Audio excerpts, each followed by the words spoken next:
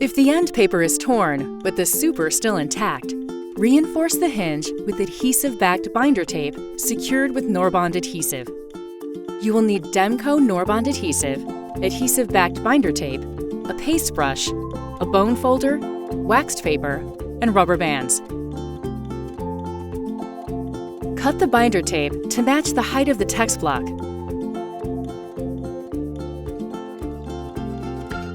Brush Norbond on the shiny side of the adhesive-backed binder tape.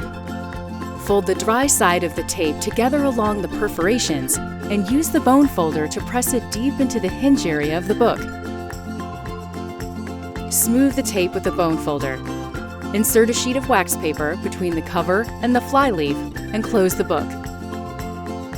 Secure with rubber bands and let dry for 24 hours.